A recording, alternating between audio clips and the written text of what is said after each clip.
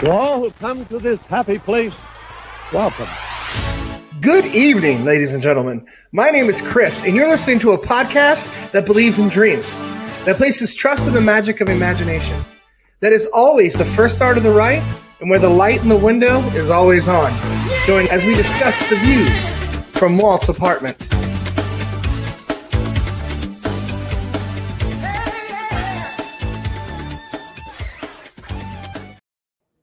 Good evening, everyone, and welcome to Walt's Apartment Live. It is the 15th of January. We are going at it strong here. Happy New Year. If you weren't on last year, last week. Happy New Year to everyone. Have a fun, jam-packed show tonight. We have the guys from OG55 are back again with us tonight. So, Louie, how you doing, buddy? Then wants to head to our guests. Sam is on her way. So she just texted me. She's having PC issues. She's on her way. So, Louie, how you doing, brother? Better. Was in the ER earlier for a damn Temu purchase, so I'm doing pretty good. Oh no! Well, good to have you in here, brother. George, the Italiano, the Disney Italiano, now a California resident, is here. How are you doing, my friend? Welcome in. I'm doing good. Yeah, it's I'm glad to be here with all of y'all, and as a California local, to finally say it's been several years in the making. So now I could actually finally call myself. I'm still getting Calified, but you know. It's man, you picked a shitty time to become California. Yeah, I know, right? I think I brought it over with me because it's like it all was like quiet, and then I come over 1 week later, and then literally all hell breaks loose. No pun intended, but absolutely. Chris, I'm sorry. OG from OG55. How you doing, buddy? I'm doing fantastic. It is awesome having me back on. I love talking shop with you guys. George, you're Calified. I'm gonna go ahead and knight you. Hi, Monster Hunter beat ho. There you go. You are officially a Californian. we have a lot of guests on here, and you guys were on last time. I was like, oh my god, those guys were so fucking cool. Let's get them back in again. I'm like, all right, let's see that. So, Lewis guys on Mad Tea Party. He's like, I want to give them back on Mad Tea Party. I'm like, I'm sure they'll do it, but awesome. You guys you guys don't know OG55. You guys are YouTube exclusive, right? Bringing all kinds of Disney content, just lots of live shows. You guys put out content every single day here on your channel, right? Absolutely, yeah. Every single day we do a lot. Sometimes even twice a day. There's a little bit of a lull there with the LA Fire thing, but we're back on that content train, and we actually just recorded 2 more videos today that we're going to be dropping tonight and tomorrow. So yeah. And we do we do park stuff, mostly park stuff, but we also get into studio stuff and just anything going on with Disney, even the earnings calls, you know. So Lewis loves diving into and then you have George here who does Citrus Corner, which is talked about Walt Disney World. So George, who are you, George? Basically, a part of Orange Grove 55. But yeah, my segment is Citrus Corner. I cover a lot of the things that are on the East Coast, even though that now I am on the West Coast. Walt Disney World, Disney Cruise Line, all that good jazz. You know what I'm getting at, George. Can you just? Of course, yes, I do. You want my signature opening, don't you? That's why the people are here. They're not here to see anyone from the WAP. They're here to see you do your sweet sticky stuff. So all right. So if you'd like to find me on social media, you could do so on X, formerly known as Twitter, at Disney George. You could also find me on Instagram, Threads, and Blue Sky under the Disney Italiano. And of course, you can find me on my home base on Orange Grove 55 with Citrus Corner, with all that sweet, juicy, but sometimes sticky Disney news and info. There it is. That's so good. So good. So let's get a little bit of housekeeping stuff done here really quick. We have some pretty cool things coming up here for the show. Joey and myself, and I believe Courtney and Kelly, will be at MouseCon in Bakersfield on Saturday, the 17th, 18th. So the day before TikTok ends, we'll be in Bakersfield at MouseCon. They have some pretty cool guests that are going to be at this MouseCon. Just announced last night, Jim Cummings will be there. So that's very exciting. You can meet Jim Cummings, take pictures with him. I don't know if he's doing a panel or not, but then you have Adasa, she played Dolores in Encanto. Caitlin Rob Rock is the voice of Minnie Mouse since 2019. Jim Meskimen, who plays the Genie and Ultron, he's hilarious. I met him at MouseCon in Concord. He's hilarious on TikTok. He does all these impersonations. Katie Von Till, she was at MouseCon up in Concord as well. John O'Hurley has done all these different, the multiple voices for Phantom, Blot, and Mickey, Mouseworks, Mouse of the House. But I remember him. I think it was from, I want to say, was he on Seinfeld? John O'Hurley. He does that really deep voice. I believe it was Seinfeld. Yeah. I also know him from doing Family Feud as well. Yes. Yeah. But he'll be there. It's a fun event. It's at the Kern County Fairgrounds. It goes from, I believe, 10 to 5 on Saturday. And then Sunday, we're going to do a little impromptu meetup down at Walt's Barn in Griffith Park. So that should be fun. I've never been there, so I'm looking forward to seeing it. So if anyone that's listening is in Southern California and would like to meet your favorite Walt's Apartment host, myself or Lewis, it's really two they're going to be there. Come by and say hi to us, and possibly George and OG might try to show up. I don't know. We threw it out there to him. We'd love to see you guys. I've never been there. I'm looking forward to it. It should be really cool. Should be a fun weekend getaway. Real quick before we get there stuff, OG, you are safe at this point right now, right? I know you're in that area. You are. I know we were texting in the middle of the week and over the weekend, and yeah. No, I'm good now. Yeah, I'm good now. It was a close call though, for sure. I mean, I got out of the market. I went to Gelson's and I stepped out, and like right there, I saw this giant plume of smoke. I could see the flames too on the hill. And then like an hour later, we got the evac order. The Gelson's in Encino? Yeah. Oh my gosh. I used to deliver to that place. That was my area. It's so sad being from Los Angeles area. All those places that were affected, I know like literally where every single one of them is. I'm like, oh my God, I know exactly where that is. The restaurant, I think is Duke's, that was in Malibu. Oh yeah. Went there for my prom in 1991. I went there for my prom, and I remember that. And now it's not there anymore. It's just sad to see all that stuff that everyone knows. But again, firefighters are just kicking ass, doing big things. Those helicopters and not the jets, but y'all badasses. So that's just shout out to all of them for sure. Oh yeah, absolute heroes, the men and women of the fire department. And I mean, even the firefighters from like Mexico. I know Mexico sent over a bunch of firefighters in Canada, and it really is kind of cool to see it in like these moments of disaster when you have like these glimpses of that humanity shining through. Oh yeah, it's so much to see, and it's from an area where you don't really even expect to see that. Everyone has this bad persona. Oh, you're Los Angeles, you're LA, or whatever. But to see everyone coming together, Santa Anita Park just filled with people bringing stuff, and the big corporations and Taylor Swift donating millions and millions of dollars, just absolutely insane. Just, I'm sure other famous people have, but I've seen. I know it's just been crazy. It's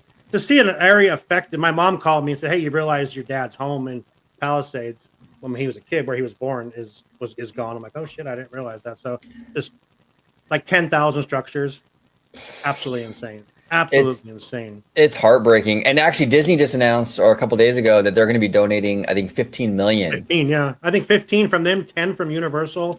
I mean, just so many. Just it's cool to see. Yeah. It almost kind of reminds me of like when you come together and you see people coming together. I remember 9/11, seeing people come together at that time. It's not that extreme like that, but to see communities coming together to help people, and it's awesome to see stuff. Look for the helper. Whoa, Sam, are you not on your normal microphone? Maybe not. No, you're on your computer. I can tell you're on your webcam. We'll let Sam fix that. But yeah, firefighters, first responders, you're all badasses, and don't let anyone tell you guys anything different. So absolutely. So entertainers asking a question here, George. So George brought up Disney Cruise Line. Speaking of which, Linda Larkin, the voice of Jasmine in Aladdin, did a promotion for it recently. She's a sweetheart. I met her in 2018. Okay. All right. Nice. Yeah. Linda, Jennifer says, living in Florida, we all know coming together and helping each other. 100%. Yeah. That's what everyone's comparing this to, is like hurricanes kind of things. And, that kind of, but it was a wind, it was a hurricane, but fire was involved with it as well. So just the craziest thing. Basically, Mother Nature had a really bad UTI. Oh, God. Santa Ana winds are no fucking joke. That's for sure. They're just the worst thing ever. But did you see some of the footage of like the fire nados, is what they're calling them? Yeah. They're like the fire tornadoes. I mean, it's crazy stuff. Yeah, it's like, how's that even possible? And just see how quickly some of these things just took off. You're like, damn. I had friends that were down at Disneyland, and I'm like, hey, how's can't smell anything here. And then luckily it hasn't gotten, it's a long way to go to get there, but it's very sad to see your home. Basically, that's what I consider that area my home still, to get just destroyed like that. It's very, very sad. It's going to take years and years and years to rebuild. So our thoughts and prayers are with everyone involved in that for sure. So let's get on to the show. Have some fun. Do I sound any better? Much better. Yes. Much better. Sam. Lewis. Also, hi guys. It's good to see you again. Lewis, not so much. It's good to see you, Sam. Good to see you. You ever have two kids that are like a brother and sister that just like right here? Here they are, right here. We also have the same birthday. You're muted, bro. You're muted, bro. I mean, we're come on, twins. this is what we're talking twins. Don't let him lie to you. You knew that whole birthday conversation was going to come up when you brought that up. Why did you got to do that to me, man? Next, we're going to hear about the podcast that existed but never existed. Why you got to do that, Sean? Why you got to open that door up? These two just go at each other. I'm a glorified babysitter sometimes, but I absolutely love this. She farted on my pillow. She started this. God. All right, let's try to have some order tonight. We have some cool guests on here that took time out of their day to be here. George is now a Californian, Sam. Welcome to California, even though you're not here. I'm not here, but congratulations, George. Maybe someday. Thank you. Appreciate it. All right. So let's get into our first. Let's Sam. Let's do this week in Disney history. Let's make sure we stay on target this week. Stay on target. So let's do some Disney history. We've got some cool topics about the Haunted Mansion, which I need to get your guys' opinions on. Lewis has some topics to talk about. So let's go. Sam, this week, Disney history. Let's go. All right. So I'm sorry if my Indiana Wi-Fi is doing things. We got snow and ice and weird things are happening with my internet. So it is what it is. This week in Disney history, in 1990, the International Gateway opened at Epcot, which I personally love. It's my favorite way to go through the park, especially with the Skyliner now. So second entrance to the park. Downtown Disney also officially opened beside Disneyland's new park in 2001. Yes. And then ESPN Zone at Walt Disney World opened. Well, that doesn't really mean anything to us anymore. But this one, but Sean, I thought you would like this one. Let's go. I'm going to crush it in just a little bit. But for now, in 1930, this week in Disney history, the first Mickey Mouse comic strip was published in the New York Mirror and other Randolph Hearst-owned newspapers throughout the country. So the very first Mickey comic strip in newspapers. I love Mickey. Walt wrote the script, like the text for the comics, and then Ub Iwerks obviously inked. Ub Iwerks drew, and then Win Smith inked the comic. The first week or so of the strip featured a loose adaptation of the animated short Plain Crazy. Isn't it crazy how, speaking of crazy, Plain Crazy, isn't it crazy how like that was Disney, and now look at it. Like now they have cruise lines and 30. Yeah, and now they got theme parks and cruise lines, and it's like this mega corp, this multinational like mega corp. It's just crazy how far it's come from those days, you know. Thank you, Snow White. Yeah. Also, there you go. Also this week in Disney history, I think it was 1938, possibly. I don't have the notes for that one, but I remember reading about it. Walt and Lillian had to fly to New York because they were having copyright issues, essentially, over Mickey Mouse. Oh, because not Oswald, right? Was it Oswald? No, over Mickey Mouse. Okay. No, it was Mickey Mouse. And it was because Oh, you said 38. It was so. the I don't remember the exact. I don't have it in front of me, but it was over. It was the. Lewis's face. Listen, Lewis, it has been a long day. I literally just sat down for the first time today. Okay, so be gracious with me.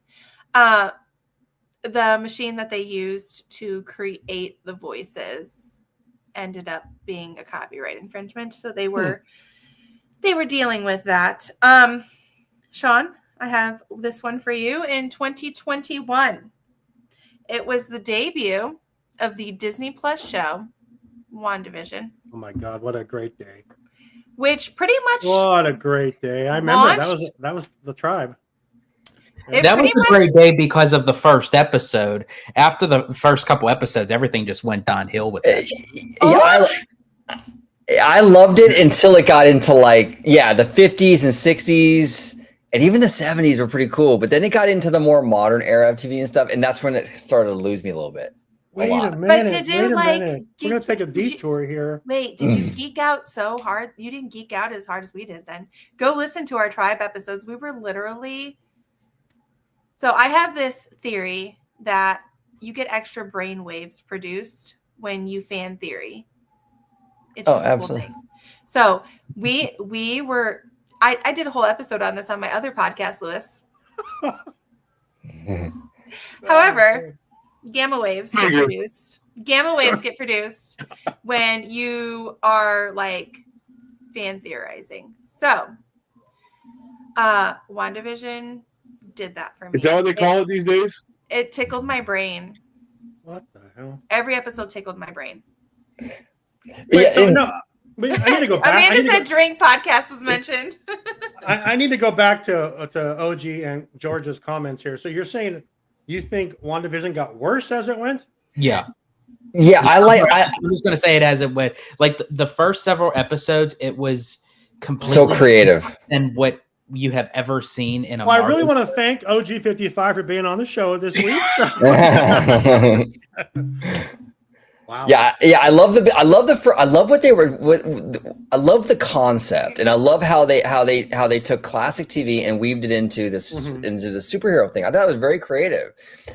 Somewhere down the road, and then the finale, I wasn't feeling it, and I think maybe because too there was a lot of, I don't know if you guys watch Den of Nerds on YouTube. He's fantastic, and he focuses mostly on Marvel and Star Wars and stuff, not really any theme park stuff.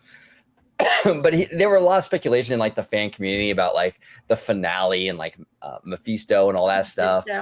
Yeah, well, I have my fan theory of the finale, and being someone who had actually literally got a degree in creative writing, for me, what it looks like is when you watch all the episodes play out to the very end, as the series continue to play out, it feels like there was a lot of disagreements in the writing room. It was very the last episode was very put together. It's just too much stuff. They try to put too much stuff into one thing, I think. Yeah. I thought it was the second best thing on Disney Plus for Marvel. I thought was the first Falcon and the Winter Soldier. Yes, I agree. Which makes me super excited for February. The Imagineering Story is the best show ever on Disney Plus. Let's be real. So I mean, there's not a better show. I could go watch it right now if I wanted to, and be fine with it. Yeah, and I didn't like the boner joke at the end either. I didn't like that. Yeah. I mean, did you watch? So you watched Agatha, right? No, I didn't actually. I never saw Agatha. Okay, so the boner joke comes through again. Oh, does it? Okay. But not really the joke. We're being teamed up on here, Sam. Honestly, from the ending of WandaVision made me not even consider even watching Agatha. Do you look at Lewis? This is just a celebration for Lewis. Orange Grove 56. Let's go. Orange Grove 56. Lou, you're going nowhere. Sam, we'll just sit down here by ourselves. Have their love fest up there. So hey, I'm just saying, Sam always wants to gloat how Oh my gosh, I'm blanking the name right now. Airbnb brought her over to Walt's apartment. I'm just saying, hey, I'll put some adoption papers up right here. I'm going. And Lou is being removed from the chat because he is going nowhere. He knows where he belongs. Lewis, I'm out like my dad was. I'm going out for Disney Milk. Oh my gosh. Anyway. All right, I'm done. All right, so I'm gonna hug you so hard next time I see you. Stop. Move on. Any more news? Yeah. Lewis has new best friends with OG. He does. But wait. Do you guys like occult witchcraft-esque films? Yeah, I mean, I'm open to it. If the story's good, I'm open to it. Yeah. Try Agatha. Okay. No, I want to ask you this, Sam. I don't know if you saw that Sabrina show on Netflix. Yes. I love that. So I was kind of hoping that Nicholas Scratch Nick, Sabrina's like creepy, like, you know, the guy who is the half son of the devil or whatever he is. I was hoping that he would come over and be Nick Scratch in Marvel. Oh, nice. It didn't happen. They disappointed me, and I am forever gonna regret that. They didn't do that for me. But I love that show. So yeah, I think you'll like Agatha. I personally like Sabrina a little bit more than I liked Agatha. I'm not even gonna lie. Yeah, but I am a fan of like the shows Charmed. You'll like Buffy. It's better than Charmed and Buffy for sure. Sabrina was top tier though. Oh, all right.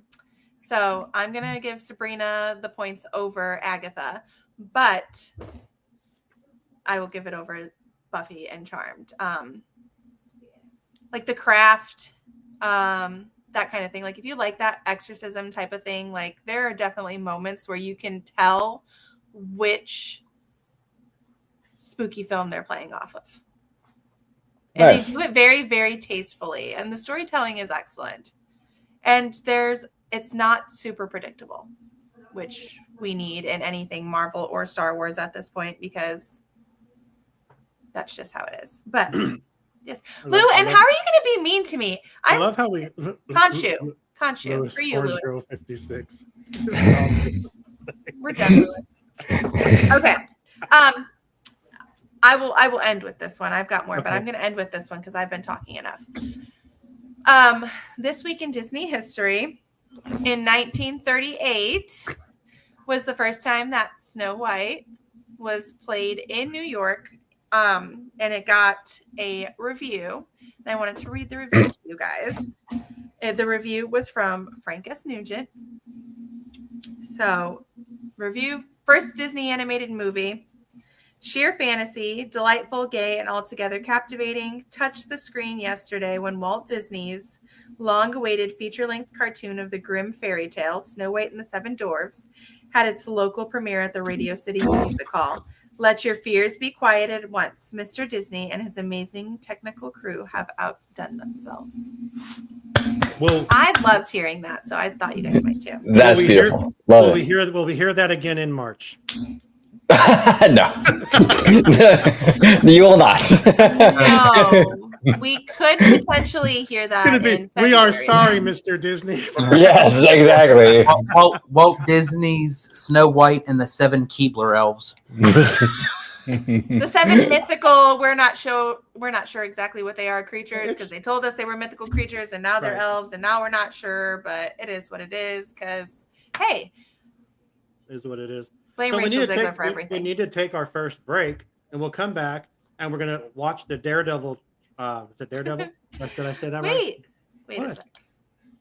Zach, is that you? Hi, Zach, if that's you. Hi, Zach. Okay. How's it going, Zach? Moon Knight is topic. Sam, what are you going to do Sunday when there's no fish talk anymore? What are you going to do? TikTok's not going anywhere. You be quiet. Is it Red Note Talk or what are you guys going to be doing? Are you going to be Lemonade? Do you want me to find me on Lemonade or Favorited or Mango or like pick your choice? You can find me everywhere. You're welcome. Go to the commercial break. I love you. Let's go to the break. You can find me on lasagna, enchilada, tacos. Yeah, you'll find me there and all those stuff. What the fuck? All right, we'll be right back. Hey fam, what scavenger hunt are you doing? Well, we are doing Where in the Park. Do you guys know Where in the Park? Because we do. We do. So how you play this is that they give you a deck of cards with an image on it, and you get to look around and see where in the park that is. And they're fun. So if you like to find stuff, this is what you need to do. The amazing game. We're in the park right here. If you're a seasoned Disney park goers, as we are, it's a fun, challenging even for the hardcore Disney parks fan. We have played the Where in the Park games that we felt like, we got still a challenge. Oh no, yeah, still a challenge, a fun challenge though, not an impossible challenge. Check they get really close to details, and you're like, I have never even seen that. I don't even know. Where in the park have I seen that? The great thing about these is that they're not in attractions and they're out in the open places. It's meant for families to play. Besides people who've been there a lot, it's fun for people that are new to the parks as well, because you catch some of those details that you would probably miss when you're first going. So there's images that you are finding on one side of the card, and then the other has the hint and the answer that you can reveal if you choose to. Before it was just the hint and the answer, but now if you really want the land, it'll tell you they'll where. give you the land for an extra hint. You guys can take as long as you wish without the hint. Yeah. Without the hint, it's hard. But that's what makes it fun. But they do not just do Disney parks, obviously. What other parks do you guys actually cover? Universal and not all that good stuff. East Coast, West Coast, and they're continuing to expand even more after that. Check them out, whereinthepark.com, if you need to get some game packs. They are so much fun. We appreciate Where in the Park. They're awesome. We love Kevin and that. Amanda. Get you some Where in the Park today. Hell yeah. Use promo code Walt's APT Podcast to save 10% at whereinthepark.com. All right. Thank you, Where in the Park. Where in the Park is donating 20% of all orders in the month of January to the California Foundation. Button to donate directly on their website. So I love them so much. They are the best. They will also be at MouseCon this weekend. Kevin, Amanda, and Kim will also be there sharing. I need to catch a flight, don't I? Hey, let's go. OG55 says smash that like button. Yes. Please like our show if you don't. We do have 116 people watching right now. We do. But I'm not seeing many likes, shares, well, we see some comments, but not one like. Shares. But yeah, not one. I think it's mostly on YouTube right now. Most people are watching on YouTube. We appreciate that. And on the X. But okay, first topic. A little bit of Marvel. I didn't know this was such a big deal, but the Daredevil trailer came out today. Lewis says it's badass and the Punisher is amazing. It yet. Oh, good. Well, thanks for. Let's get this going and we'll watch it together. I haven't seen it yet either. You're gonna watch me geek out. Wait! Before you play this, Lou, have you seen the other Daredevil show? I have. Okay, then we're good. Okay, let's see. Are we talking like Daredevil with Colin Farrell? Or Colin? Is it? No, what the? You mean Ben Affleck? Ben Affleck? but isn't Colin? What is the Irish guy's in it? Because it plays Top of the Morning Tea. It's the best song in the whole movie. I love that song. I don't know what I'm talking about. The guy plays Bullseye. Where's the? Okay. Oh, yeah. Okay. I remember now. That's not the TV show I'm talking about, though, Sean. Oh. All right, fine. No, the TV show. This does it justice. It was it Fox or CW? It's on Disney Plus now. If you look, just look up Daredevil. CW. Yeah. Okay. Let's watch this and let's get excited all together. You know how David feels about CW shows. Are we ready for this? Are you guys so excited, oh, George? Yeah. George, I love Daredevil. Do it. All right, let's do this. Thank you for finding the time.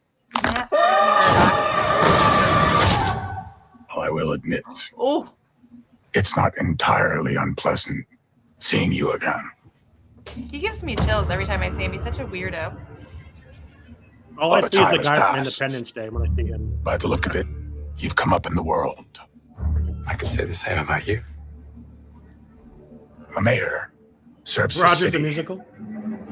Absolutely. I can see you're not entirely convinced. Can you blame me? I can't shake the feeling that you're gaming the system. Why did you stop being a vigilante? The line was crossed. Oh no. Oh, I've got chill bumps. It's hard to come to terms with a violent nature. Hating the power. Hey, get ready. It has over us. Hey, it's Zach's man, I birthday. can't wait. The city can't go unchecked. Isn't he blind? Yeah. Okay. Sometimes peace needs to be broken. Oh man. Chaos. Get it, Matt Murdock? Yes, right there. Oh. Yeah. Putting the hatchet down. I was Yes. raised to believe I'm in here for grace. it.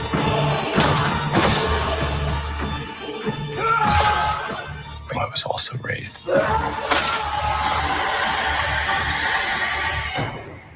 believe in retribution.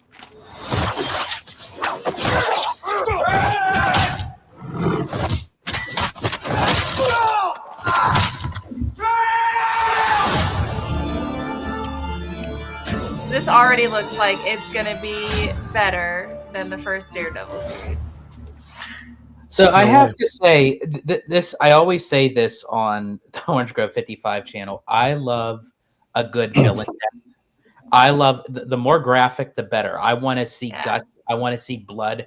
I want to hear. Oh, you saw that poor guy's arm snap back. So, Exactly. so you wanted to see the decapitation in Falcon and the Winter Soldier? Yeah, yeah. Decapitation.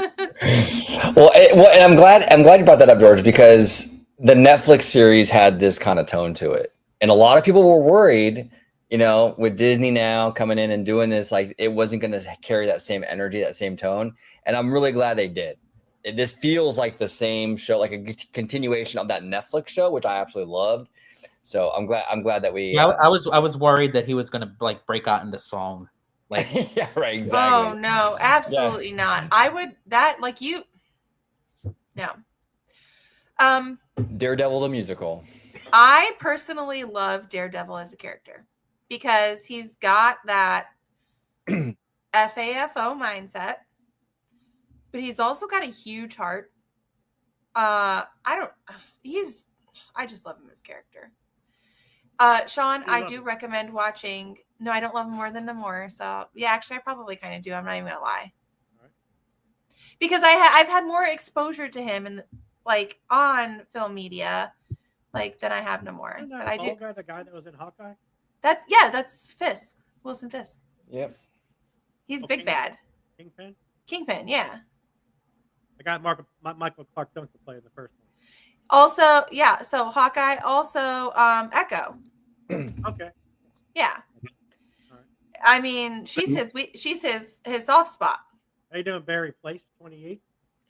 Bob is in the house. We also got Frank Castle back, and not just Frank Castle. We got John Berthol's character Frank Castle back, which I am stoked for. Like, Yeah, I heard you say that. Season 2 Punisher was okay, but season 1 Punisher, if you could figure out, I know you can't, but Disney does it. If you could figure out a way to bring that villain back from the first 2 seasons from Punisher, that dude is a solid actor, and it just worked. Yeah. I'm always eager to watch new Disney Plus shows because they're spinning us into different directions all the time. Like they can introduce us into completely different comic book characters that we've not even met yet, especially with Daredevil. Like I'm just ready to see what they bring to us. It's awesome. What do you guys think about? I'm curious what you guys think about, because obviously this is an adult show. I mean, there's no doubt about that. But there's a lot of controversy with, like, you know, bringing edgier, more adult stuff to Disney Plus. There's a lot of like pushback, you know, with that. Are you guys okay with it as long as you get those parental controls and all set, or do you feel like it kind of damages the Disney brand? Or I know there's like a lot of camps that believe certain things. I personally don't mind it. I really don't. But you know, some people feel like maybe they shouldn't. But I mean, do you think that's an issue? I've said this before on the show, and I will probably say it a million times again. The responsibility to monitor what your children are consuming is on you as a parent. Yeah. So My daughter has parental controls. Actually, when I log in to like sometimes I'll do lunch with teachers at school, like, and the kids earn a lunch with me, and we watch Disney Plus while we're eating lunch. I'm on my daughter's account because I know there's nothing that's going to come up that's going to get me in trouble. Right. But when my daughter is home with me, my daughter goes to PG-13 movies with me. I don't take my daughter to rated R movies, Lewis. Call me out. What I do to you? But if there is something I am concerned about, and they can testify to this, I will say, is it Haley appropriate? Right. Or I will watch it first and then introduce it to her later. So that is definitely a parental responsibility. I think Disney Plus should be catering to all audiences. I agree, Sam. And here's the thing. A lot of people will push back on that. And here's the thing. We go back all the way to the Michael Eisner era, right? Where they released Who Framed Roger Rabbit, and they released it on Touchstone, right? So I see people say, well, it was on Touchstone. So it's like it was separate from the Disney branding, and that protected the Disney brand. Okay, maybe on the studio side, but then they turned around and they flooded the parks with Roger Rabbit, though. Right. The same IP they deemed inappropriate for theaters to be using the Disney Pictures moniker, they still threw it into the parks. He was all over the place as a walk-around character. He was in all the parades. I know Disney MGM used him a lot. We got an attraction out here at Disneyland based on him. So it's like, I don't know. Disney, this isn't the first time Disney has dabbled in more adult stuff. And the brand has been just fine. So I think it'll be okay. I kind of feel like you have to do that dabbling. Now, once they got Deadpool and Deadpool and Wolverine came out, everything is on the table now. I mean, OG, you go back to that, like, Roger Rabbit. If you think about it, think about everything Disney owns now. I mean, if you want to really talk about what they own the Sons of Anarchy, because that was a Fox thing. So they own the movie Tombstone, which is, Touchstone now, like you said, Roger Rabbit. So they had to go with the times, or they were going. I wouldn't say they would get like stepped over or leaked beyond or leaked past, but you would have seen something change, and they own too much stuff that they have to do that. And I think it's like Sam said, and you both said it's a parent's choice. You can make that decision yourself if you want them to watch it. Lewis took his kids to see Deadpool and Wolverine. And they're like, and honestly, and they liked it. But and Lou did it responsibly because he knew that there were things that would come up that he, as a parent, would have to address with his children, and he was comfortable with that. Lou and I differ in that. Like, I'm like, no, let me keep her like tiny little pretty princess.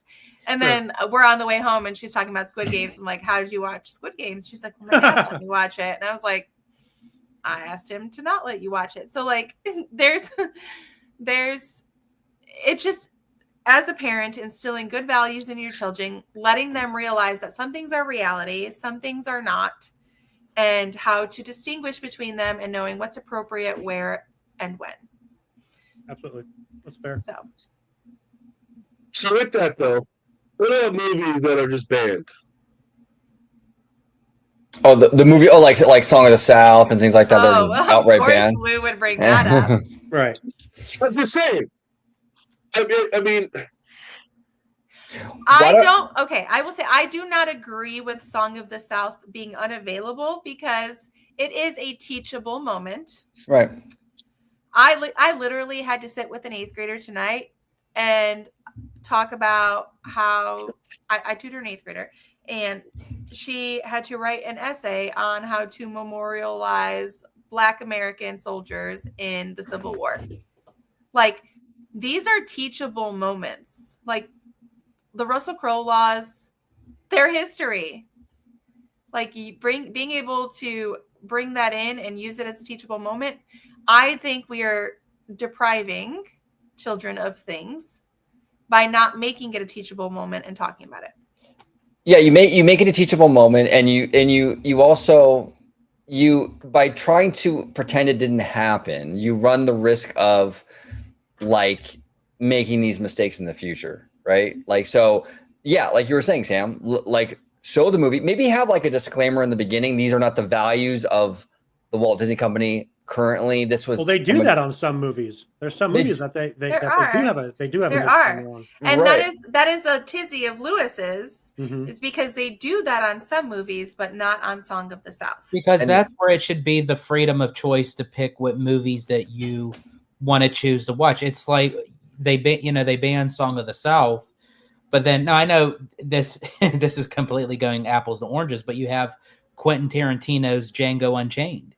I love that movie. By the way, I do too. I enjoy the movie. I love anything Quentin Tarantino, to be honest with you. But and I get it. There's the argument fact of saying, well, that's Quentin Tarantino. This is Disney. But yes, but it also was made in a time where, again, to have that conversation, you have books, of was Huck Finn and Tom Sawyer, and it's like those books exist. So to get rid of them, to say they never existed, well, that's not fixing the problem. I mean, to be completely honest, let's talk about Snow White. It's a Grimm Brothers fairy tale. Right. The Grimm Brothers fairy tales are some of the most graphic, painful, things to read ever written. Yeah. They did Hansel and Gretel too, right? Just to make sure. Yes. They also did Der Struwwelpeter, who's about a little boy or about a man who's like Edward Scissorhands and comes in and cuts your thumb off while you're sucking, if you suck your thumb. Well, the original Grimm's brother with Cinderella, the stepsisters, one cut off the heel of her foot, one cut off a toe, and then at the end, crows came down and plucked out their eyes. Lovely. But in the same regard, why are things being removed from Disney Plus to begin with? Well, yeah, that's true. Well, that's a cost analysis thing. It's it's crazy. But here's the thing too, and you brought this up, Sean, where it's like, when Disney buys these properties, like they buy Marvel or they buy ESPN, like back in the mid-90s. It's not fair to say, for example, this is why I was for the sports betting. A lot of fans were like, well, no, Disney owns it, so they shouldn't get into the sports betting business. Well, they should have thought about that before they bought ESPN. If you're going to buy ESPN and you're going to own that property, you have to give sports fans what they expect from their stuff. So if they're going to own ESPN, then they got to play ball and get, no pun intended, play ball. They got to play ball and give sports fans what they want. Otherwise, don't own it. But it's not fair to sports fans, and I'm not even a sports fan. I could care less about any of it. But it's not fair for them to buy ESPN and then Disney-fy it. Sure. No, I completely agree with you. Guess what? I hella sports bet. I'm not even gonna lie. I sports bet.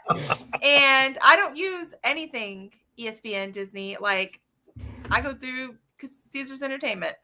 Yeah, whenever you see Sam looking down at her phone during the show, she's just placing bets. So that's what. I'm usually like checking our Discord or sharing out the stream or something to people. I'm placing bets too. I mean, no, I don't. It's okay. Give me 20 on Indiana. That is the last thing I'm going to be doing. Just to be completely honest. Let's go Philly. Philadelphia Eagles. I love that I never have to worry about if we have content for this show, because it turns into something like this, like a conversation that I never thought would go this way. And OG, I mean, you brought up very good points with this, so I thank you for expanding on what we were talking about. But let's talk about why Willow's not on Disney Plus anymore. That's just to make Joey mad. That's just to piss off Joey. So I think it's because I think it's really because what happens is that didn't get the viewership, obviously, and Disney, to save money, they don't want to pay the what they call that, residuals or whatever, to the actors and the crew and all that, whatever. They don't want to pay that to the talent when the show isn't pulling any numbers. It's expensive to keep it on there. I'm glad you said that, because I wasn't even thinking about the residuals to the actors. I wasn't either. I was like, they own the streaming site. Yeah. They don't need to pay. But the residuals to the actors makes a lot of sense. And that's why the one show that everyone loved, and they put Prop Culture. Prop Culture that was a good show. It didn't cost them a lot, but it was costing them more than they wanted to pay than to have it on the streaming service, and that's why Prop Culture got canceled. And then the Jeff Goldblum show too got taken. It's Jeff Goldblum. I think that one though, it was it didn't have that rewatchability. You watched it, it was like, oh, it's a 18-minute episode about jeans, an 18-minute episode about paper. Shoes. And you watch it because you enjoyed Jeff Goldblum, but then when you're in your third season, you realize, oh, tomorrow he's talking about it was like Disney's Plus version of how it's made. Yeah. And it didn't stick with fans after the third season. So I feel that one, it's not that it cost them too much. It's like, are the numbers here for that show? Yep. 100%. You know who I miss dearly is Anthony Bourdain. I could watch it. I could binge his content all day long. I loved him. Samantha Brown too. She's great. I love her. Sean, I think we're supposed to hear from one of our next sponsors. We are, but I just want to make sure, is everyone excited about seeing Daredevil? Because that was the start of this conversation. So are y'all excited? Absolutely. Yes. Okay. 100%. By the way, if y'all ever want to join a Marvel discussion, you're welcome to come on the tribe because we do play-by-play. George, we do play-by-play recaps as often as we can. Buddy, we pull people into all of our shows all the time. So we've had Danny was on here. Danny was on last week. Courtney and Kelly just did Agatha all along with us. I literally listen. The way I started on every show was as a guest. And now here I am. There you go. You too, Lewis. Quit. You too. But there you go. Okay, before we go to our next commercial break, y'all watch TikTok. Have you guys seen the TikToks of the band from Titanic and saying late night Saturday night on TikTok, and it's like, gentlemen, it's been a privilege, and then they're just playing the band, and that's how it's going to end. That's how TikTok's going to end. It's not going anywhere. They appealed. Tomorrow they're going to vote on it. It's going to get passed. We've got 270 more days. We're good. All right. If Elon is buying it, it's fine. We're not going to be filtered. I'm going to be able to type a content. I'm going to be able to type a comment without it being filtered. But here's the thing. How is Elon though? I heard that too, Sam. But how is Elon? There has to be some sort of like monopoly antitrust issue with that, because how can he own Twitter and TikTok? That seems like a lot of power. They're different platforms, though. They're totally different things. They are. So, I know, but I do know, Sean, that there are a lot of people. No, I do know, but didn't Trump just give Elon and Vance like a whole check and balance system where they get to like release all of the information from anywhere in the government that's hidden secret to everybody? I think so. TikTok is the perfect platform to do that on. Okay. We're literally about to 1776 this country, yo. With that, let's hear from Sunken City Design. We'll be right back. Sunken City Designs brings you art. Do you like art? What about Disney characters like Mickey Mouse and the Oyster Thieves? You know, that's actually from Alice in Wonderland, the best princess movie ever made. Also, we have some dwarfs that have their heads ripped off sometimes. Why? I don't know. It's because it's Sunken City Design. So go there, sunkencitydesign.com. Get yourself some great merchandise. You got posters and, I believe, clothes. Who knows? I got a cup from there, and it's fantastic. Do you like cups? Do you ever use those? I do. Go for it. Oh yeah, sweatshirts. Can't forget about those. If you're ever cold, get yourself a sweatshirt from sunkencitydesign.com. Also, WALL-E. You know, that's the best movie ever made.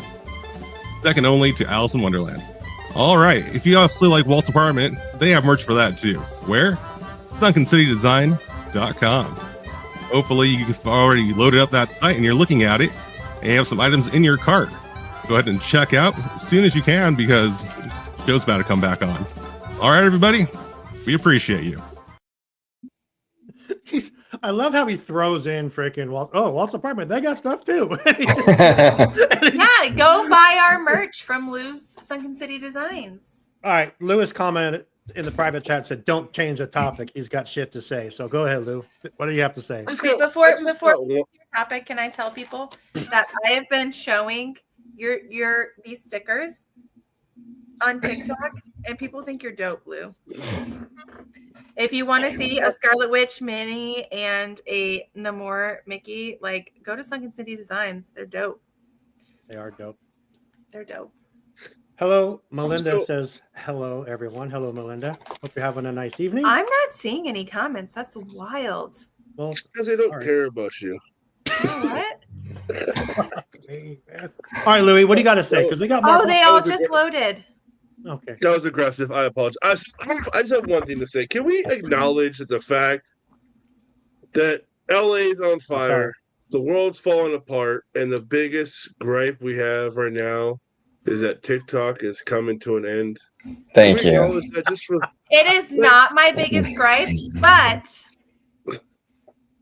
it is hold on. where I saw the most footage of fires in California. It is where I saw the most footage, the most honest footage of hurricanes in North and South Carolina. Like,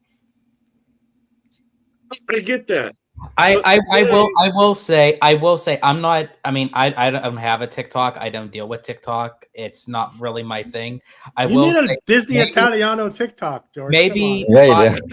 Maybe possibly with less TikTok, maybe then it'll encourage some kids to actually pick up a book so they do know what's going on with Song of the South. Just saying. I love that. Well, okay, so I encourage people to read all the time. I asked this because today I witnessed people saying, hey, when TikTok ends, where are you going? And then Sam just confirmed it by, I'm going to Lemon Drop Avenue and Candy Cane Lane, and I'm going to Lou, I was just being stupid. Literally, I don't even have half those apps. Sam sounded like the Android updates like 10 years ago. Oh, did you download Lollipop 2.0? Like, no, I didn't upgrade my phone. That's what they used to call the Android system. Oh, Kit Kat, ice cream bars, Sandwich Delight. Like, what? Like, can we? He's not wrong at all. No, he's not. I personally think that people do need to spend less time doing this and more time face to face with other people. Says the girl that's live at 2 a.m. on TikTok. Well, and here's the other thing too. This is why I'm glad you brought this up, Louis, because TikTok too. The nature of this platform, TikTok, is it's like everything's short and quick. And I think that when you have kids growing up on stuff that's like quick, it messes with their attention spans. Bajillion%. Kindergarten teacher, hi. Yeah, because now you're dealing with kids now growing up where they I can't watch that. That's 10 minutes. That's so long. It's like because they're so conditioned for this like quick, like instant dopamine hit on TikTok and stuff. I think it's done a lot of damage. I mean, to be honest. Same thing with I'm not going to shut a single term. I don't use them either. But let me ask you this, and this is the other side of the whole thing. The guy that put out the trying to stop it, add 6 months to it or whatever. A lot of people make money off of this, and it's like literally their livelihood. So I'm going to be completely honest.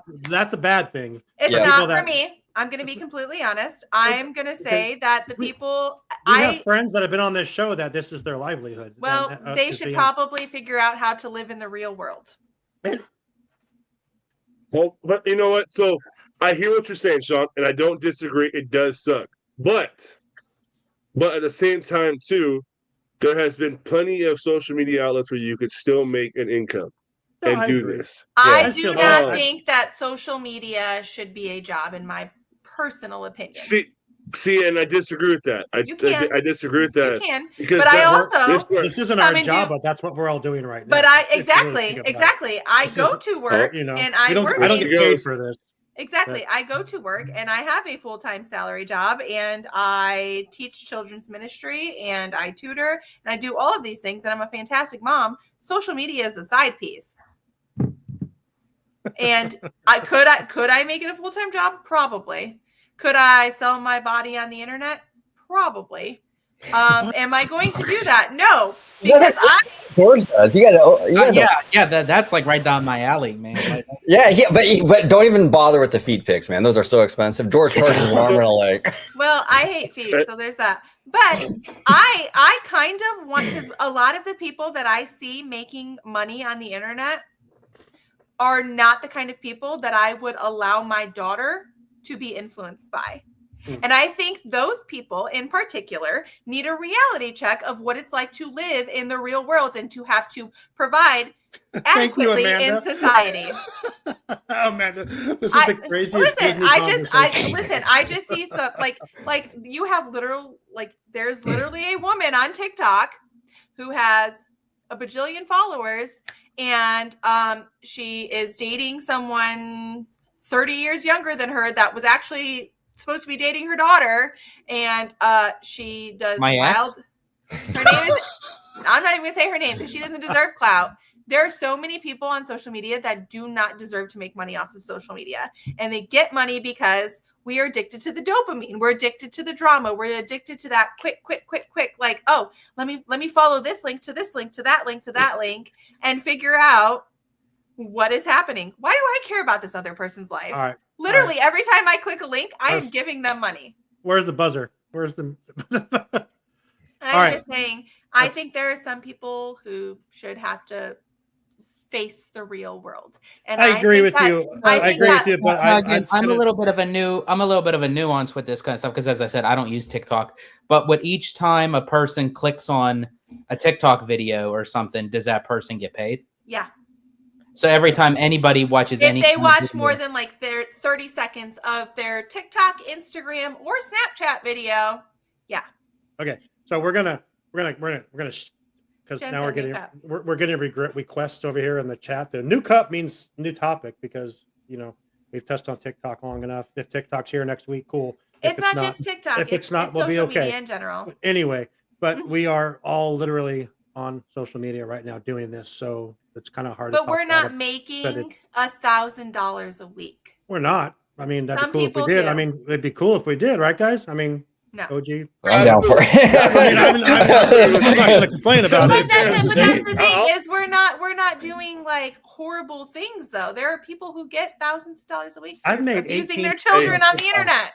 I made $18 on TikTok. I made it in about 5 minutes. So literally, I usually and I'm going to be completely honest. I probably make $30 a night on TikTok. Okay, cool. I would still be like, no, it's like take away the financial aspect of TikTok. Can we talk about Disney take now?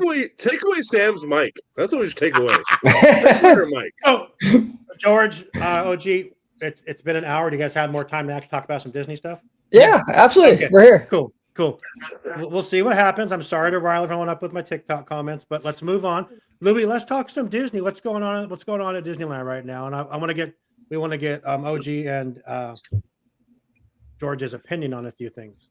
All right, so a couple of things are going on, good, bad, and the ugly in Disney. We'll start with the ugly, and that is people have obviously been tracking this on the interweb, and Tiana herself at the grand finale has been clocked at not working for now a month. Really? Full-blown stiff, just stuck. Yeah. She was like that the other day. A few days ago. Yeah. And yeah, she was still stuck in her stiff position. A lot of people are actually saying the position that she's in, that she's stage fright. That's gold. Yeah, they got to get this under control. And this is the one thing. As much as I love the idea of a Walt Disney animatronic coming to Disneyland, which I think could be a beautiful thing. I mean, if done right, it can be amazing. But this worries me because I'm worried they're going to get that Walt Disney animatronic up there, and then they're gonna have issues with the thing falling apart or breaking down, or even saying like Bob Chapek lines. Apologize for not being the ally that you needed me to be, or something like that. Totally malfunctioning. I don't want any of that. No, but in all seriousness, doing what I like to call the stiff dab. Yeah, oh, yeah. But in all seriousness, it would not be a good look. Go ahead, Lewis. You bring up a good point. Like, what happens if it malfunctions? All of a sudden, you get the Bill Clinton line, and in the animatronic, like, they download the wrong track. Like, what? I didn't even think about that. What happens if Walt starts glitching out in his own park like that? Oh, that's a horrible look. That's not. Yeah. And it's disrespect to Walt. Like, if you can't do it right, don't do it. You got to do it right. Yeah, and you got to maintain it. So, I mean, it could be a huge hit or it could be a real big black eye. It all depends on the execution, really, And that got me thinking more about that. Thanks a lot. Sorry. Damn. And you're going to have I so don't want that to be bad. I so don't want that. They cannot afford for that to be bad. Yeah, I agree, Sam. They can't. Yep. And Entertainer, I don't think any. Hang on, Entertainer, I don't think any of them saw last week. They Lewis, George, and OG weren't on last week. They didn't see your comments about Disneyland Fun when the Haunted Mansion scared him. So I do love that video though. That literally that video. That's the best video. The Disney sing along song Disneyland Fun. That literally. We should just watch that one night on here. Just we can do no. Go join our Discord, and we'll do it as a Discord watch party. Let's go. I think it'd be more fun on here. Because that literally. Hey, guess what? It'll be on StreamYard, but it'll be through our Discord. Go ahead, George. That's what literally opened up the parks for me. Literally, because at the time I was only watching animation, and when I saw the Disney sing along, it was like, well, what is this place? I mean, it's literally everything that I'm so used to watching. It's like right there in front of me. Can we go to this place? Talk about Roger Rabbit. Roger Rabbit starts off that damn thing. So I mean, yes, he does. Yeah, yes, he does. I think I broke that tape for my kids. We watched it so much. I think we had a couple of them because we watched it so much. Yes, I said tape. Lewis and Sam, a few years ago, there's a thing called VCRs where they had videotapes. Oh, you mean VHSs? Yes. I've heard of those before. Okay. Never had to twist any back with a pencil, though. No, never. Or they get stuck in, they got to pull them out. Okay, anyway. But Tiana, it seems like, so in your guys' opinion so far, it seems like Tiana opened better in Walt Disney World than it did in California. Would you guys be okay saying that? Because it seemed like it opened pretty badly. They both have been pretty hairy so far. I disagree. I think they both equally opened up just as bad, but Walt Disney World is not flooded with TikTokers, YouTubers, and all that, where they're filming everything. It's more of a tourist park. Not saying you don't have the YouTubers filming it. You don't have enough YouTubers to keep it on an everyday notice. As we're Disneyland, every day there's anywhere between 10 to 12 new and upcoming YouTubers, veterans, where they are all filming that. So I think they both opened equally as bad, but Disneyland being a locals park, it's under the microscope. 100%, Lewis. Yeah, it's under the microscope. Like you said, you got all these content creators with a constant eye on it, way more than Florida, you know? So Polar Knights here says, as a barber, I love this show. It is every stage of beard growth. Let's take a look exactly. real quick. Let's take a look. Finally, a barber-friendly podcast. A barber-friendly. You Polar Knights. Oh, here we go. So here's George. Check out George's. Look at that. He's got that going there. Look at that. Nice. I literally just started. Beard. Oh, I literally just. My beard. I literally shaved yesterday. Oh my gosh. Yeah, he did. They got OG here. There we go. Oh, pretty clean. I got a little bit of stub, you know. There you go. I got Sam over here. So bearded lady. Wait, I'm not your mother, the lady. Not included. Okay, well, apparently I'm not important. Louis, move your hand. Move your hands, Louis. Check it out. Let's let everyone see the beards. Lewis, put it down. On, buddy. There it is. Okay, Louis got that. It looks like a butt cheek. I literally had a goatee until last week, and then I just went to the bar 2 weeks ago, and the barber said, we're just going to go back to beard. So I go tomorrow again. I appreciate your barber for that. Why? You like the beard better? The goatee was a little weird, man. It's puffy, huh? I like the beard. Look like a bunny making love to your chin, remember? Oh my God. Someone said that. It looked like a bunny making love to my chin. That's what my goatee looked like. So just screw you. The beard's coming back. So here's the beard. But anyway, thank you, Polar Knights. No, thank you to Polar Knights. Polar Knights said I'm not included. You don't have a beard, Sam. That's okay. I do. It's just not it's just not showing up. Louis, next Disney topic. Let's talk about some Haunted Mansion. Yeah, but speaking of animatronics, rumor through various outlets, there is a new bride coming to the attic scene in Disneyland's Haunted Mansion. Not only is it a new bride, but rumor is it's going to have its own little scene based on what we've seen construction-wise during the Nightmare Before Christmas overlay.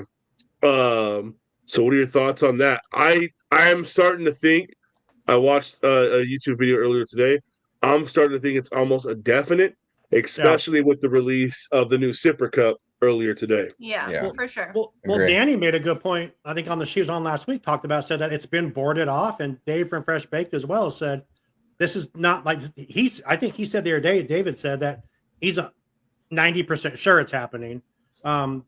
Danny still said that, there's been a wall since it came back when they open it back up. There's a wall around the bride. My question is it going to be the same voice? Will it be Kat Cressida still? Will it be someone else's voice? Will it be a new words? Well, what? I think that's the interesting part, because the story of the mansion has changed so much over the years that the bride wasn't always the bride that we know. It wasn't always Constance Hatchett. It wasn't always that bride. So I think it just depends on how they pivot. Yeah. And if they add anything else more to the mansion that's going to play in favor of the bride. So I don't know. I mean, it would be cool to see like Kim Irvine do it, because obviously That would be she very did cool. the, so like if they're going to upgrade the audio, it just depends. Yeah. Now another interesting thing. I was at the parks, I think like 2 or 3 weeks ago with Danny from Five Fires, and we went through the Haunted Mansion. At the very end, it was still in its holiday mode, right? And at the very end, he pointed out to me, which I thought was an interesting observation. When you're at the very end, when you look in the mirror, and then during this time of year, it was like the candy and like the little dynamite and the firecrackers and all that stuff. But they're no longer like Pepper's ghost effects; they're actually digital. Yep. So it'll be interesting to see when we get the mansion and it's like its regular form. Will we have like the ghosts, like hitchhiking ghosts, like kind of flying around us as we pass by those mirrors now and stuff like that? Lie, this is a frustrating conversation for me. Why? I've never seen the Disneyland Haunted Mansion. Well, hop on YouTube and watch it real quick. Shut up, Lewis. Okay. But Danny, you're right, OG. Danny was on last week talking about that, and he was saying that I guess it's always been digital in Florida. It's always been at the end part there. It's digital effects, or it's not Pepper's ghost, right? I like this one. Yeah. I'm not sure about the Florida version. version. Yeah, but Anaheim was Pepper's, and now it's not. So I'm very curious how they're gonna kind of do that. That'd be kind of cool. I mean, it would be cool if the hitchhiking ghosts were obviously still hitchhiking instead of flying around you. But I like the digital aspect, because once you're a Disneyland veteran, you knew which Pepper's ghost figure, like you knew the pattern. You knew like, oh, if they got Gus, I got Phineas, or if I got Phineas. And so I like that it's digital, because the fact that you may have Gus back to back. Not that they would, because it would blur the storyline a little bit, but it does change the pattern just a little bit. So I like that they're going digital. As long as we don't have the digital where it sucks and you have the K Jewelers bride, the little backlit face thing looking like the K Jewelers marquee, it didn't work. And so I just hope whatever they do, not to tag in Tiana, but I hope we don't have Gus just stuck in the window, or like you've seen on some rides where you realize, oh, they didn't upgrade their Windows program because it says Windows. Yeah, and like Amanda just said, digital means we don't have to worry about animatronics breaking down. Exactly. Because there's always a quick fix when it comes to digital. I am with that in a sense, but I still wouldn't have that as the argument of why to always go digital. Because I agree. Because I would definitely still keep animatronics, Universal is showing us what we've seen in previews. Universal is showing us they can be done in Epic Universe. So when it opens and there's crowds moving through, if that is upkept and not breaking down constantly, Disney's got some shit to answer. Let's be real though. Everyone's Epic Universe is going to be that shit's going to break down too. I hear that Jurassic Park breaks down all the freaking time. That's so fair. I know. So we can talk about this. We saw a 5-second video of all these things from Universal. These are the greatest animatronics ever. Tiana looked cool too, but yeah, shit breaks down. I'm not defending it. So here's my question for you guys. There should be a way for it not to break down, and I'm still talking. Should we? Okay, well, I don't care. I love you, but I don't care. I know, but should we keep pushing the envelope on new technology? Yes. And chancing it breaking down and having bugs? Yeah. Or do we stick to what we know works, digital, or we can fix overnight? What do you guys think? I think you keep pushing forward.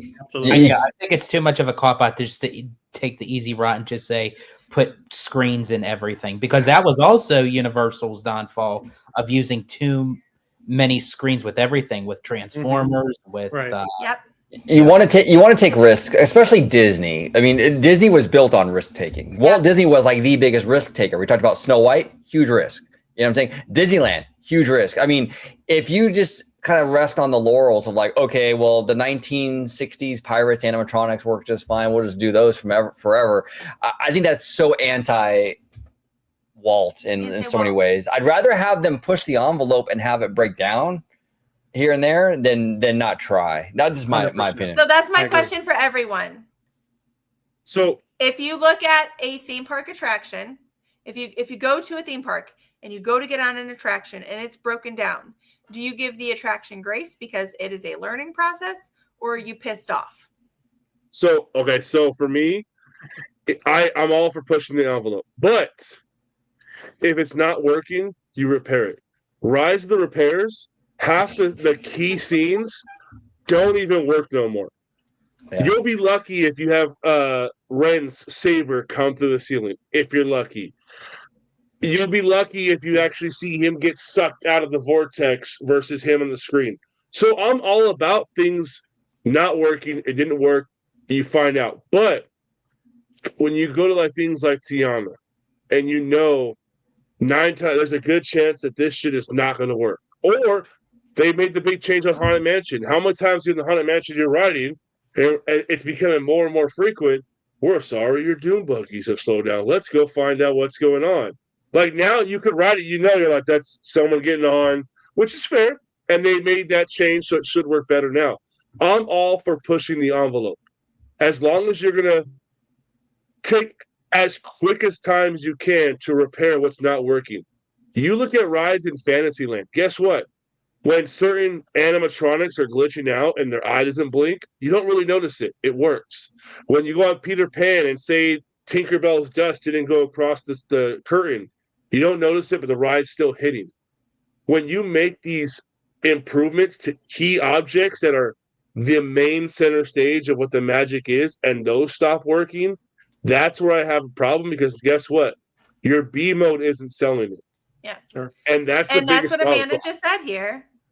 Have a fix before you roll it out. Have a B mode, not just animatronics that are clearly not working.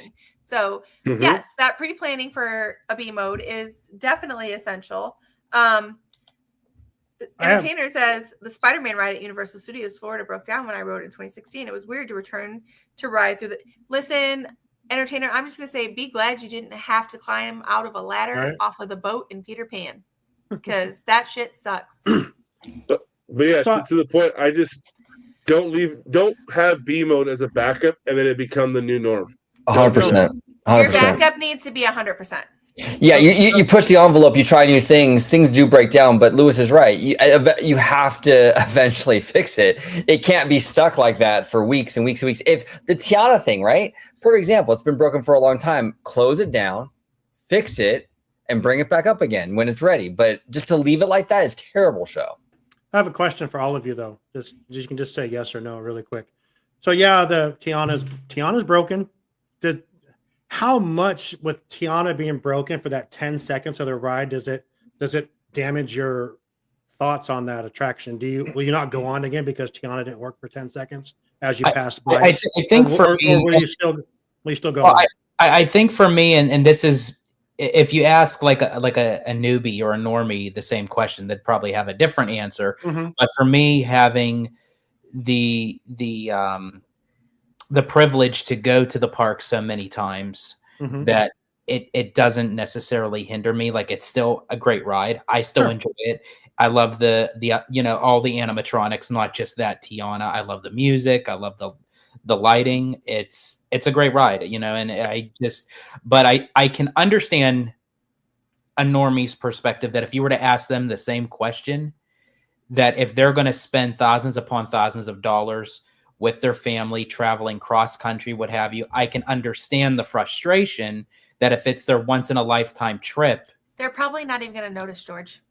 I kind of agree with Sam on that. I think the normies don't care as much as we do. They don't notice. They don't even know what to expect. At that point, you're soaking it wet. You don't give a damn about anything anyway. You're like, God dang, I'm so wet. That's what you're dealing with at that point of the ride. That, like, yeah, then look you how end wet up, I am. This is you ridiculous. end up singing, I'm soaking wet. but also at the same time, again, with social media being a big part of every day, people do research and they watch YouTube videos. They watch so they know kind of like, can my kids handle this? Can my kids like this? So if you literally see a body that's completely stiff as a board, but the head is moving and the mouth is moving, sort of something that you would see in the sequel of Megan, you know. Wait, Polar Nights. Are you in Alaska? I just have to ask. Who needs Snow White these days when we have Sam? It's probably because I'm a biatch like Rachel, not the brown hair and pale skin. But also, like, there's some wild comments going here. I just need to know, like, the Polar Nights, that reminds me of Aurora Borealis, and I think of Alaska or like, I don't even know, Antarctica, where the fuck it is. So I'm curious. Sam, same question for you. Is it going to affect your ride if you see it? Honestly, no. Okay. I'll be okay. OG, how about you? I mean, as a big Disney person, it does kind of hurt a little bit. You know what I'm saying? Because will you not go on it again because of that? No, I'll go on it again. Exactly. Yeah. Oh yeah, I'll go on it again. But it does hurt a little bit, like, to know, like, that's broken. The length of time. I don't think it's for sure. It's not the point that it does break. You know, we live in an imperfect world. I think it's the amount of time that something like that is broken. If I know Disney's on the case, they're working it and they're trying their best, I'm cool. As long as I know, hey, it's being worked, they know about it, it's all good. But if it's going week after week after week, and then they don't even, and then it's like Lewis was saying with Rise of the Resistance, the canon thing, they don't even do that anymore, right? And it just becomes, hey, it's fine, we'll just leave it the way it is. That really gets under my skin. Amanda just said things not working tarnishes the images of the brain. Yeah. For sure. So, like, it happening on a consistent basis is definitely something to complain about. Sure. But as we've stated multiple times, we as the consumers still keep going. So Disney is going to keep doing what they're doing, and it is what it is. Nobody votes with their wallet. I mean, the parks are packed. I mean, even when all the Magic Keys were blocked out, the park was packed. Even more. Exactly, Sean. It's crazy. Norway. Yeah. Let's be besties. Louis, I saved you for last. Does it make you not want to go on it again? And I know your history with Splash Mountain and Tiana and absolutely. I avoid Galaxy's Edge unless the kids want to go there. I can give two fucks about it. Avengers Hallway, I can care less about. We walk through. It does because I will rewrite it a couple times, but if it's consistent, it's like, you know what, you don't care, so I don't care. I'm probably going to get canceled after saying this. I would go. We've all been canceled before. It's okay. Oh, for sure. I would go on Star Tours 1,000 times over than having to keep walking through freaking Galaxy's Edge. Yep. Yeah. I think Star Tours has better rewritability than Smugglers, whatever the fuck it's called over there. I mean, literally, how you're telling me that 90s technology can have 30 different avenues of adventures, but we just built a new ride and you're stealing the same shit you stole yesterday? Hi, gonna be honest, Lou. Been on Smugglers Run once and have zero desire to go back on. Disney, you can send our press passes to Walt's Apartment Podcast at gmail.com. Thank you. There you go. If Disney doesn't want us there because we're talking truth, I would put a paycheck that says most fans would rather ride Star Tours than Smugglers Run. Smugglers Run, you've done it. Once you've done it once, there's nothing else. See, I think I'm different because I get sick on Star Tours because I'm not doing anything. Smugglers Run, I mean, at least have to focus on something else so I'm not getting sick. That's the only reason why I like that. Wait a second. That's fair. So imagine how it's negative here, bud. Let's go. So imagine all the flavor that Smugglers Run could have had if you're like, hey, you don't know where you're going to go. Right. That's how you plus it more. Sure. Rise of the Repairs. I don't encourage that ride to anybody because it's like, It's not the show you originally got. And not only is it not the show you originally got, it's consistently getting worse. Hell, the cast members now aren't even in character sometimes. They're like, go to Blue.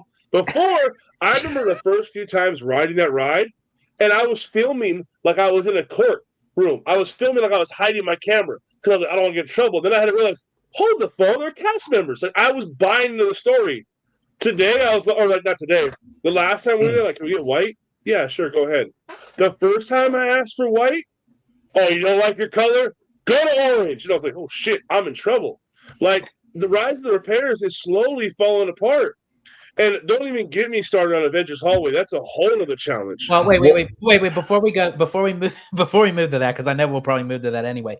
When they announced on D23 that, you know, Mando and Grogu is coming to Smuggler's Run, to be honest with you, I wasn't even excited about it, because for me, what is the point of enjoying an adventure with Mando and Grogu when you are subdued to pressing buttons and not even looking at what's in front of you anyway? You'll probably be missing it anyway. So I would rather have an adventure of Mando and Grogu in Star Tours rather than them just have like a brief little cameo coming up on the hologram.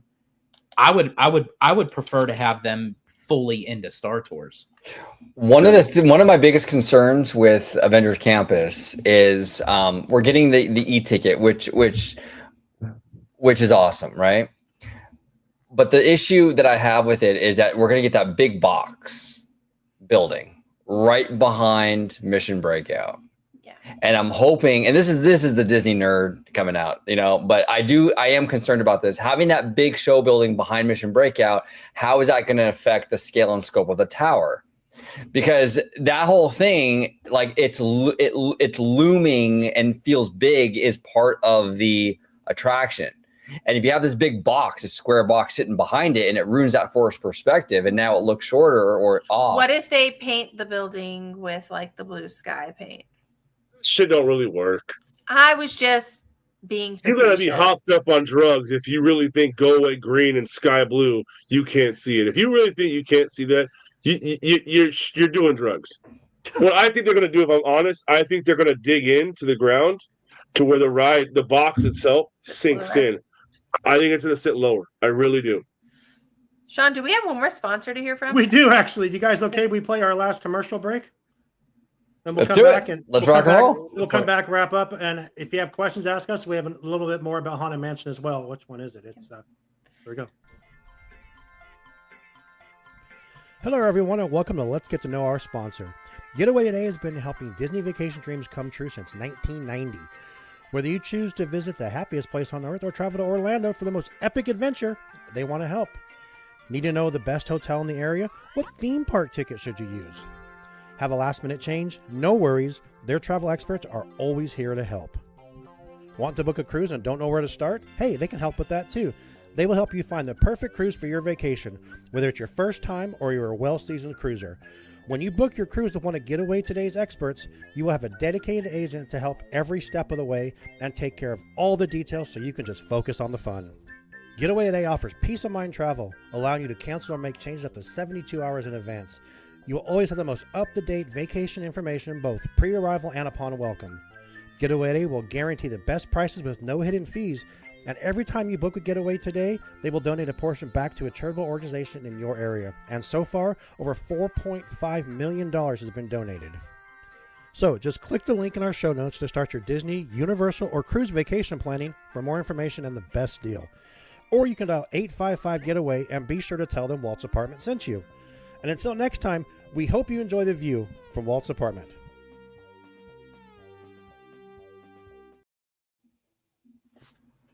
Okay, we're back from our final break, and I'm sure you guys know, if you've been watching the show for a while, that we use the breaks for bathroom breaks as well. So that's why I just left when you guys were still talking, because I couldn't wait any longer. So I'm sorry, but we love Getaway Today. They're the best ever.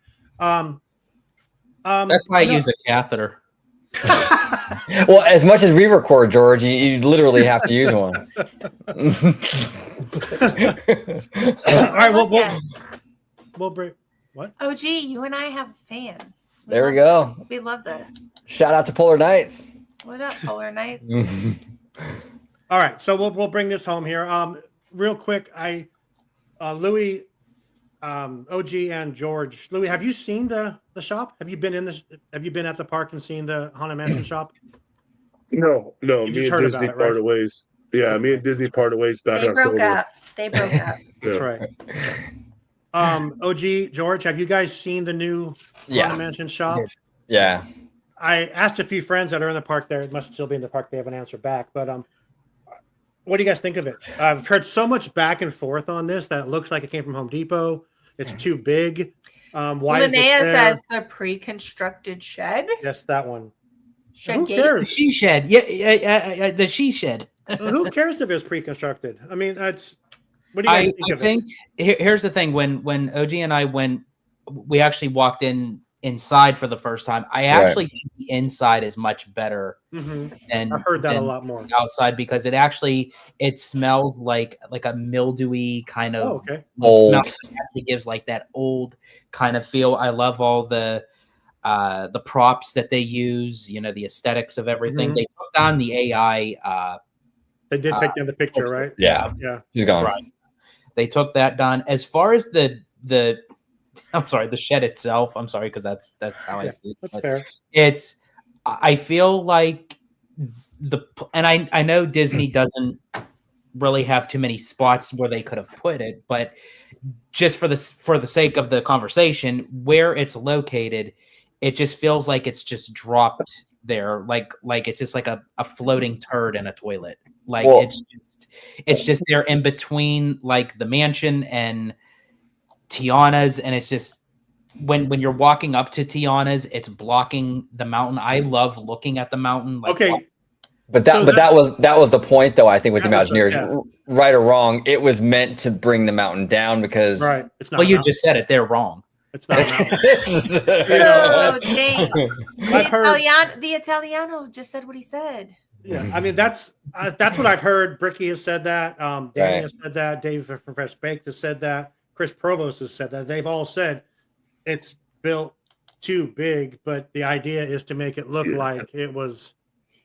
It would make the mountain look smaller because it's not a mountain anymore. It's just a hill or whatever. Yep. It's a salt mine mound, whatever the hell they want to call it now. But it's not a mountain anymore because there's no mountains in New Orleans. Let's be real. Well, I think it not even really just as a mountain, but I love looking at the structure from afar. Sure. Like that was the one thing I will give Splash Mountain. Like whether you're on Mark Twain or you're coming, like when you see the top of Chickapin Hill, it's like you recognized it, that there was Splash Mountain there.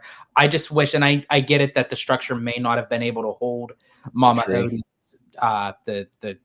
the tree. Yeah, I just wish that they could have put just something up there that could have just like leveled out the whatever you want to call it, mountain or whatever.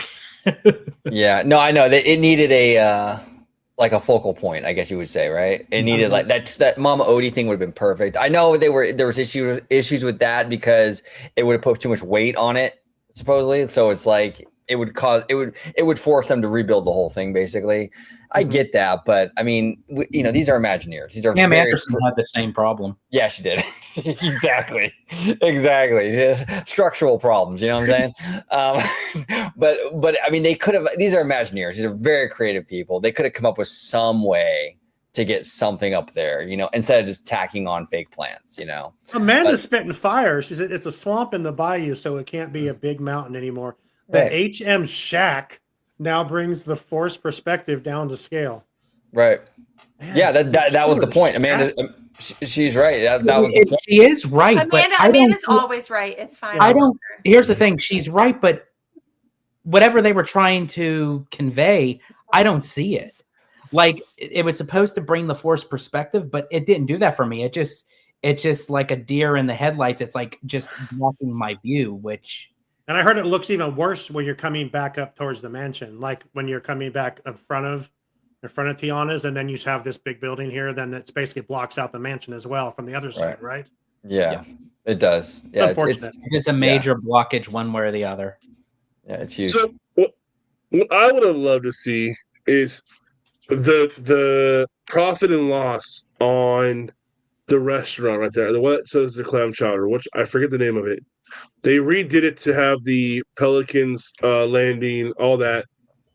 I would love to know how much money that restaurant brings in. The Harbor Galley, right there on the right by the boat. Right by the boat.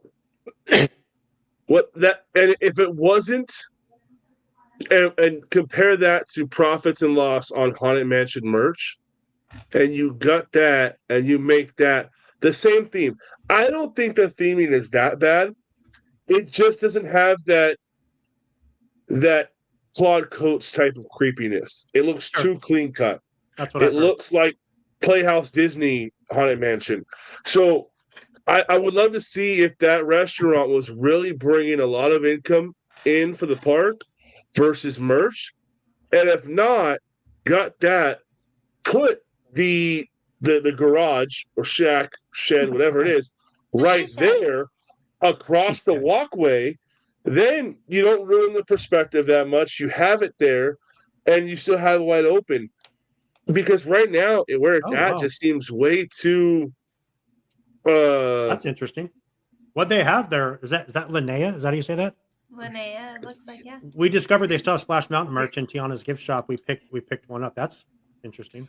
The line, and Kim says the lines for Harbor Galley can be long lobster rolls and fresh baked cookies. I mean, Yeah. they have chocolate chip cookies now. They're making The cookies are phenomenal. You have me at lobster rolls though.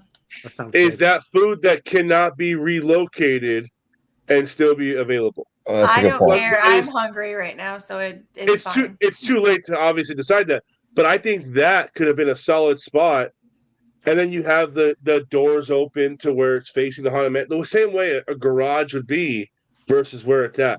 Because come summertime, that's going to be a bottleneck pain, which we know Disneyland already has enough of those, and you're just creating a bigger problem right there. Kevin says Walt didn't want worn down looking buildings in New Orleans Square. That's fair too. But it's literally it's supposed to be a barn, right? A horse barn. It's a stable. Yeah, it's a stable. It's supposed to be a stable. Yeah. Okay, well that's unfortunate that no one likes that. But hey, you guys think it stays? It's one of those things. It's not that I like downright hate it. Like it doesn't like hinder my experience, but it's like if I would have done something differently, like that's the reason why I wouldn't put it there, is because of the sight lines. I like the fact that it gets all the ODV outdoor vending carts out of there, and we have a shop for all this stuff. I like that, you know. For sure, the mindset behind it, I understand it. It's just the size. It's just too big. I mean, yeah, the concept art looked great. I don't know if it was that size. I think we would have been okay here, but they just went a little too big with it. You know, it feels a little bit out of place. If there's anything we learned during the King Iger era is we don't listen to concept art. It's just a false narrative. Yeah, Lou. That's Lou's favorite thing to talk about is how they stray from the concept art. Every time. Well, they do that a lot, which is unfortunate. So, I mean, look at the concept art for the Avengers ride. It's been changed 4 times. So, we always say on the channel, take the concept art with a grain of salt. Yeah, don't get mentally married to it. But here's the thing too, and Disney's in a rock and a hard place because Disney has these events now, like D23 and stuff, where they have to deliver stuff for the future, right? Universal doesn't have to do that. They don't have Universal Con, you know? So Universal can start building this thing and then announce it like 60% through the construction process. Disney can't do that because they have to tell the crowd something for D23. You have to show something. Cancel D23? That's what I'm saying. Yes, exactly. Hot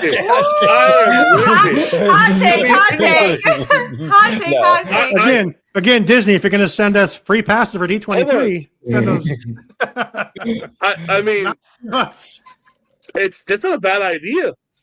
To cancel D23. The more you put yourself in the media, the more you have to answer to. I think maybe not cancel all of D23 because there's different outlets to D23, but I think they should take a different perspective of the park's presentation. Where if you're gonna make everyone's always let down by it, so why do it?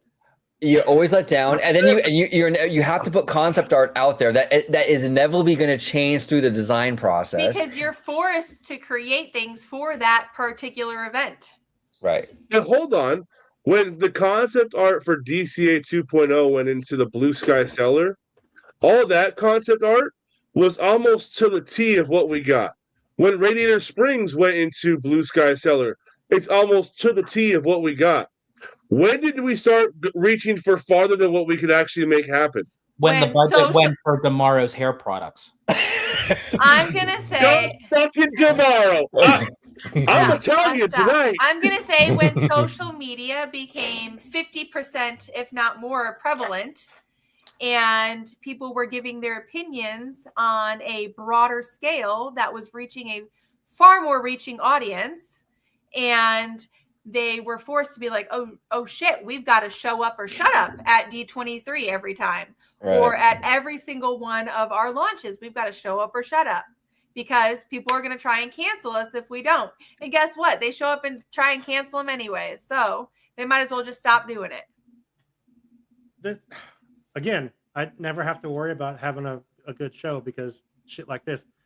OG brings the freaking canceled D23 take to the table, which isn't a bad idea, actually. No, I don't disagree. I will say to D23's credit though, when OG and I went, we did have a really good time. Like, that was fun. Atmosphere of being with among other Disney fans and what have you. It is a really. I've only been once and I loved it. I thought it was great. So as it's a fun time. So we should take the pressure off and let Disney give us what's appropriate for us to consume instead of our expectations. I couldn't really care less of like what they announce like on the screen. Yeah, because it could be changed in a day or so. Yeah. Why force the announcements? Exactly. I'm more interested when the walls go up and you're like, oh, what are they doing back there? Something's 100%. Going on. See, I think we're on to something here. We're going to cancel D23. Hashtag cancel. Cancel D23. or just the parks panel. I'm going to be completely honest. Half of our team is going to tear us apart. We don't have to worry about shovels in the dirt anymore because they didn't want to talk about it. I don't want to talk about shovels in the dirt. I don't want to talk about Earth being moved. I want to see it. Yeah. I think Lewis and George just became best friends. I mean, they're like stepbrothers. We just became best friends. They even look alike a little bit right now. Oh, dude, we're the three musketeers up here. Yeah, that's why we're sitting down here. I moved you guys up there. No. Here's what we're not gonna do. Wait a second. How do I get Lewis back in here? Because Lewis is my twin, whether he likes it or not. We're like the three caballeros. Oh, there you go. It's caballeros. Yeah. Gosh darn it. Hey, I'm Italian tonight. They don't say their L's like that either, bro. If we're the three caballeros, I'll be Donald because right now I'm not wearing any pants. That's not the first time somebody's come on to our show not wearing pants. Just gonna say Matt the Rat did the same thing. Literally, Matt stood up in the middle of the show and he's like, I gotta go. And he stepped and went to the bathroom. He's in his fucking underwear. We're like, all right, Matt. Oh my god. Rolling here. So this has been absolutely amazing. You guys are absolutely the best. We kept Sam up. Wait, what? Lewis is having the best time ever. Lewis. No, I'm getting text messages from the living room, and my brother says you are nowhere near Italian. Wait, we haven't heard the Disney Italiano tonight, have we? You weren't here. Oh shit! We'll hear it again. I will definitely do it for the outro. We'll do it. So, you guys, seriously, Sam, Louie, thank you guys so much. OG, George, I'm so glad that we hooked up and are starting to do this more. Hell yeah! You guys just come on every month with us. You know what happens when that starts happening is that it's a bad thing. Shoot the DM. We'll be there. Absolutely. You get kidnapped. No, we're getting you guys to the Mad Tea Party. Please. Yes, that would be absolutely amazing. And I bet you that Mad Tea Party would be so much better than what we got at the beginning of the parks presentation at D23 with the Mad Tea Probably, Party. yes. That took forever. They did like 15 songs, and it was like, when is this thing going to end?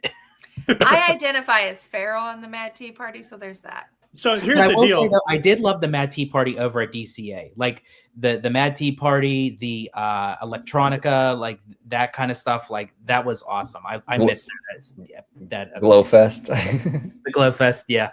Well, we do our next Mad Tea Party Monday, so I don't know if that's enough time for you guys, but we can figure out something in the future for sure. Italian tonight. it's yeah, you guys are awesome, and I'm glad that we hooked up and have had that. I've had the opportunity to be on your guys' show, which is a blast. You guys have a great show. If you don't watch their show, Orange Grove 55 on YouTube is where you can find it. They are badass. They always have hot takes. They have great guests. This is actually kind of new for us though, because we usually don't cover anything controversy. Yeah, not at all. Well, then, geez, like here, let me drop this on you. Let me drop. He's just sitting in the captain's chair there, just spitting out these little things. I'm like, I don't got hot tonight. This is great. No, we absolutely love it. Honestly, if it draws in for good conversation, whether you agree with it, whether you disagree with literally it, that's how we roll here. We tried for like a year to be like really, really, really, hey, Disney, hee haw, don't cuss, and then it's like, fuck it. I'm tired of editing out the F word and all this stuff. I tried to teach Sean to put the Mickey laugh. Well, she taught me how to do it. It was just too much work. It was just too much work. We said the F word way too much. Let's just click now we just click explicit. It's like we're not that type of YouTube channel. It's like, oh, let's all sit around, eat Disney beignets, and hug each other. No, that's how we are too. And like I said, I know I'm never going to get that. I'm never going to get that email from Disney saying, hey, would you like to come to one of our events? And that's okay with me. I mean, maybe they will, but I don't know. It's a missed opportunity. I'm kind of cute. They should. Just kidding. Yeah, we don't snort the pixie dust. There we go. We're big fans of shovels in the dirt as well. But there you go. So anyway, OG55. Thank you so much, George. Hit us with where we can find your channel, where we can find you, where we can find everything, and then we'll wrap this shit up. You can find the Italiano and I over there at Orange Grove 55 on YouTube. My Instagram is Orange Grove 55. I don't have any feet pics like George does on that one. Spicy link in bio, he says. And you can also find me on X, Orange Grove 55. And again, Sean and Walt Department crew, thank you so much for having us on today. It's a great time. We'll come back again. We'll talk shop with y'all. It was fun. George, give it to us though, bro. Come on. Absolutely. You can find me on X, formerly known as Twitter, at Disney George. You could also find me on Instagram, Threads, and Blue Sky under the Disney Italiano. And of course, you can find me on my home base on Orange Grove 5 with Citrus Corner with all that sweet, juicy, but sometimes sticky Disney news and info. You guys are badass. I appreciate you all. Sam, Louie, thank you guys so much. All of our listeners giving us great questions, followers, we appreciate you guys. Join our free Discord. Literally costs absolutely nothing. Come on there and we just talk Disney in there all the time. And we just talk. There's actually a channel for each one of our shows. You can talk about Marvel. You can talk about parks. You can talk about Imagineering. You can talk about our sponsors. We love everything. We love you all. You forgot Star Wars. Oh, Knights of the Republic as well. Yes, that's all in there. Join us on Discord. It's free. Go to Discord and look up Walt's Apartment or click the link in the bio. We'll go from there. Appreciate all of you. And until next time, we hope you enjoy the view from Walt's Apartment. We'll see you Monday night for Mad Tea Party.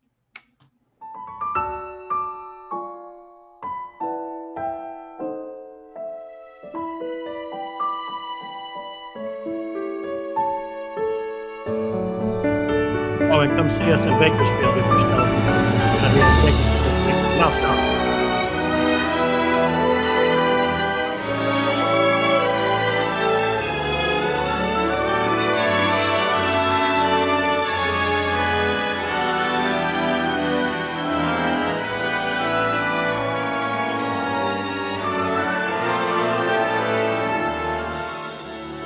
To all who come to this happy place, welcome. Disneyland is your land. Here age relives fond memories of the past, and here youth may savor the challenge and promise of the future. Disneyland is dedicated to the ideals, the dreams, and the hard facts that have created America, with the hope that it will be a source of joy and inspiration to all the world.